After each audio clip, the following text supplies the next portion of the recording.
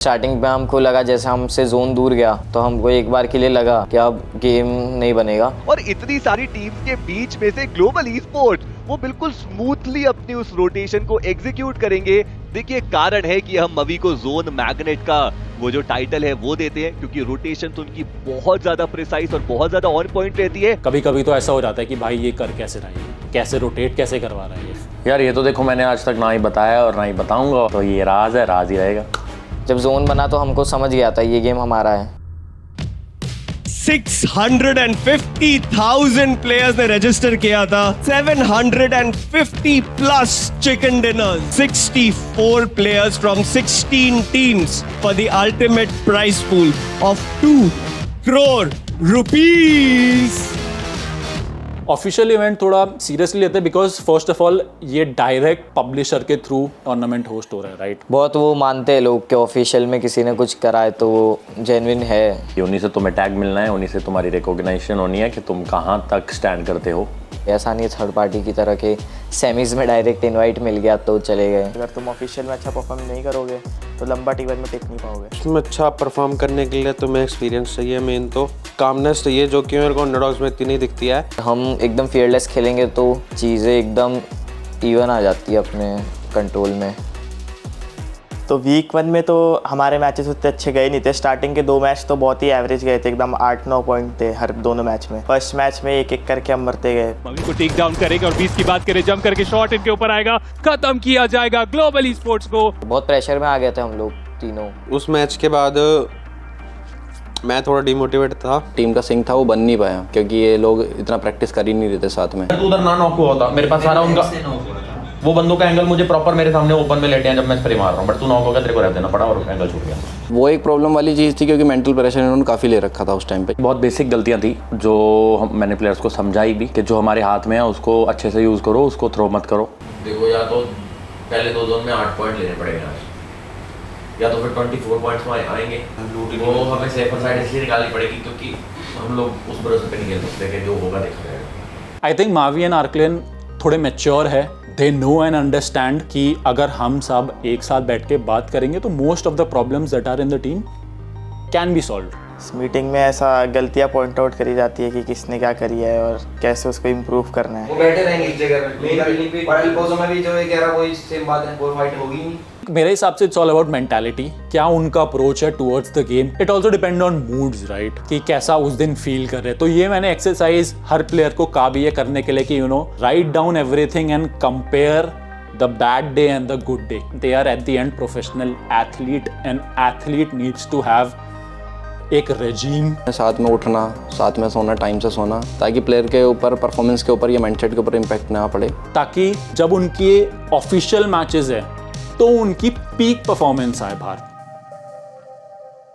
दोनों मैच के बीच में अच्छा खासा गैप था तो हमने बस 1 हफ्ता फुल ट्राई प्रैक्टिस करी है। गन स्किल्स में जो भी हम थोड़ा बहुत चोक कर रहे थे उस चीज़ को हमने सुधारा है, अपना सिंक भी फाइट में इम्प्रूव करा है। तीनों साथ में घुस रहे, कोऑर्डिनेट कर रहे हैं। उसके बाद जो मेन मीटिंग थी वो मेरे पाजी के साथ थी क्योंकि पाजी को एक चीज़ है, उनको इन्फो होनी चाहिए उनके ड्रॉप के आसपास क्या होने वाला है, उनको मैप में क्या होने वाला है, कौन सी टीम कहाँ उतरने वाली। तो मेरे हिसाब से वो वीक 1 में वो चीज़ लैक हुई थी कि उनको वो इन्फो पास करने वाला कोई था नहीं। ये ड्रॉप फाइट लेगी टेंपल पे, इन्होंने लास्ट टाइम लिया फाइट, मतलब टेंपल पे उतर के। मैप वगैरह जो भी अक्कीवाई ने सब कुछ बनाया था वो पहले ड्रॉप्स अच्छे से देखे कि कौन कहाँ उतर रहा है। आसपास में जोड़ साइड जा सकते हैं, अगर फाइट होती है इनकी तो यहाँ पे कहीं पे होगी, ठीक है। कॉस्मिक वाले यहीं इस एरिया, ये एरिया उतर रहे हैं, ठीक है। क्योंकि 3 बंदों का आपस में सिंक अच्छा है तो जब जोन दिलवाना ईजी और बाकी 3 असोल्टर का आपस में सिंक अच्छा है तो वो निकाल ही लेंगे। ये कंफर्म था कि वो निकाल लेंगे। अरे क्यों भाई ये सब काम करने की कहाँ जरूरत पड़ गई यार, क्या क्या वो आ गया था। अगर जरूरत ना पड़ती तो तुम पहले दिन में क्वालिफाई हो जाते ना साले। मैच के पहले पंप तो थोड़ा ऐसा हम लोग गाने वाने सुन लेते हैं और पंप सीन की वजह से रगों में खून अच्छे से दौड़ने लग जाता है। और हो गया राजी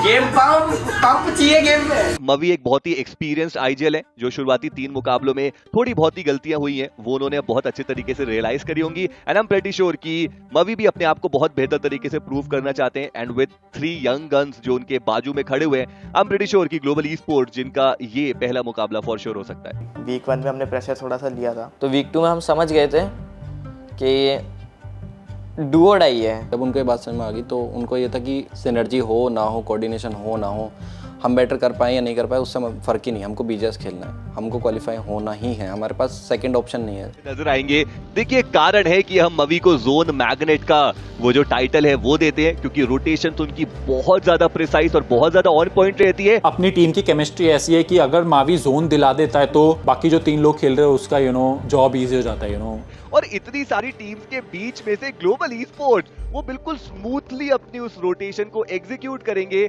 उन्होंने जो बोल दिया कि यहाँ से रोटेशन देनी है वो तो देनी है, उन पे भरोसा तो पूरा ही है। वो लेके एक बंदा फुटेज चेक करने चले जाओ, प्यार प्यार से चेक करना, कोई जल्दबाजी में मरना मत। पाजी का जोन दिलाना लाइक उस पर स्लग का भी बहुत बड़ा ऐसा हाथ होता है, कोऑर्डिनेट करके ही जाते हैं ऑब्वियसली कि स्लग भी पूछता है कि मैं इधर चले जाऊँ तो बोलते चले जा, तो वो उनका थोड़ा माइंड थोड़ा प्रेजेंस ऑफ माइंड सही है कि अगर उन्होंने बोला है कि इधर जोन मिलेगा और इधर मारना चाहिए तो फिर मोस्टली उधर जोन आ जाता है मारने के बाद भी।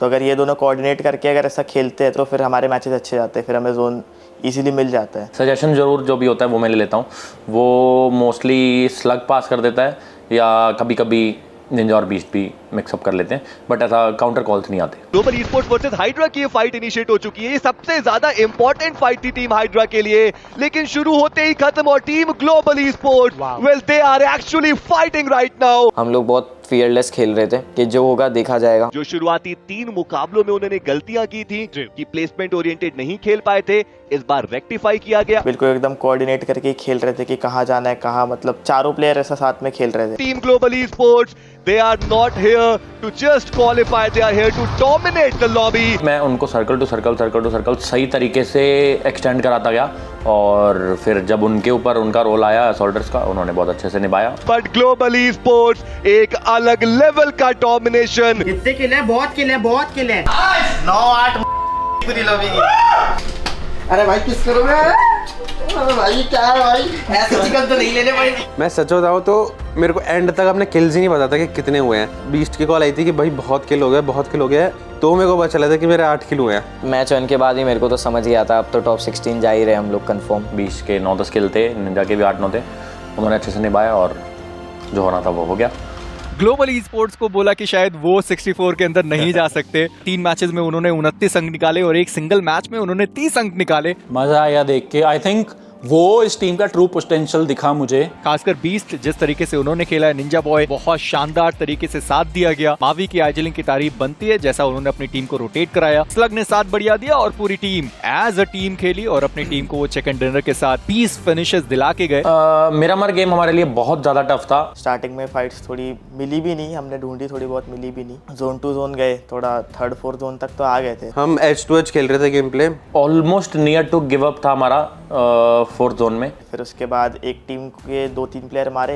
हालांकि गेम अप और ग्लोबल ई स्पोर्ट्स की वो फाइट हमें देखने को मिल सकती है। निंजा बॉय की पोजीशनिंग बहुत बढ़िया, वो फाइट में बिल्कुल भी अपना इन्वॉल्वमेंट दिखाएंगे नहीं, बट क्या बढ़िया तरीके से वो नॉक हमें देखने को मिल जाएगा। एंड में जाके जोन एकदम ही हार्ड शिफ्ट कटा हमसे और उसके बाद उसमें भी कुछ आई गेस स्लग नहीं आगे जाके पाजी से बोल के मूव बनाया कि ये वाली डिप लेते हैं। बीस्ट ने एक ऐसी सिचुएशन से 2 नॉक निकाल दिए जो इम्पॉसिबल थी, जिसकी वजह से स्लग और निंजा को जगह मिल गई। ग्लोबल ई स्पोर्ट्स पिछली बार वो आंधी लेके आए थे और इस बार साइक्लोन। ठीक ठाक किल्स उठाए पर ठीक है, जो कवर हो सकता था वो गेम, जोन आगे नहीं मिल पाया बंदों को। पर मेरे हिसाब से ये था कि ठीक है, अगर हमने उसमें 14 पॉइंट निकाले तो हमारे लिए काफ़ी बेटर चीज़ है। बिल्कुल भी नहीं करना है। सैनोक से दुश्मनी बहुत पुरानी है यार हमारी, हम बहुत परेशान है अपने सैनोक वाले मैप से। टॉप में आई थिंक अगर आप देखें तो ग्लोबल ई स्पोर्ट्स भी रेगुलर यहाँ पे हमें देखने को नहीं मिलते, थोड़ा सा नीचे की तरफ हो जाते हैं। सैनोक से पहली दुश्मनी तो यही है कि पाजी सोच के नहीं जाते कि ये मैप भी है। हाँ, मैं सैनोक और विकंडी को मैप काउंट ही नहीं करता हूँ। तुम्हारे यहाँ बंदा खड़ा रहेगा तो मैं पता भी नहीं चलेगा। पर इन सब के बीच में ZH वो चार्ज कर गए या फिर जी ने चार्ज किया, वो बात की बात है। पर इन सब के बीच में जी के स्लग वो भी यहाँ पर समाप्त कर दिए जाएंगे। यार वो भी देखो राज के साथ राज। देखो कुछ बातें ऐसी होती हैं कि जो किताबों में लिखी पड़ी रह जाती हैं, उसको कोई पढ़ नहीं पाता है। मावी प्ले जोन का शिकार हो गए और इसी के साथ ग्लोबल ई स्पोर्ट्स इस मुकाबले में शायद मात्र एक प्लेसमेंट पॉइंट वो ले जा पाए। I think the players that we have right now are a combination of young blood as well as experience. Mavi वो experience लाता है और बाकी सारे players वो young blood aggression लाते हैं। बहुत ज़्यादा लोग हैं इस इंडस्ट्री में एज अ प्लेयर्स जिनके पास बहुत तगड़ी गन पावर है। हमने ऐसे प्लेयर्स उठाए जिनकी गन पावर स्ट्रॉन्ग हुई हो but they can also adapt in a team environment and a team culture and play together as a team. हर साल कोई ना कोई बड़ी ट्रॉफी आई है ग्लोबल ई स्पोर्ट्स गिल्ड हाउस में, उनको ज़्यादा एक्साइट होना चाहिए कि अभी हमारी बारी है। दिस इज़ द अपॉर्चुनिटी जो हमें मिली है to fulfil. I don't think players भी इसे प्रेशर के तौर पर लेते हैं। I think they use this as motivation and वो दिख रहा है उनके गेम प्ले में। यार हमारा कंपटीशन हम लोग खुद ही होते हैं हमेशा। हम लोग खुद चारों अच्छे से खेल दिए तो हम लोग पॉइंट्स ले जाएंगे, हम खुद चारों अच्छे से नहीं खेले तो हमारे पॉइंट्स नहीं आएंगे। जब अगर हमारा और आईजीएल का एकदम सिंक अच्छा जा रहा है जिस मैच में, तो वो मैच कोई रोक ही नहीं सकता है। तुम 2 टीम बुलाओ 3 टीम आएगी सामने, मरनी है वो।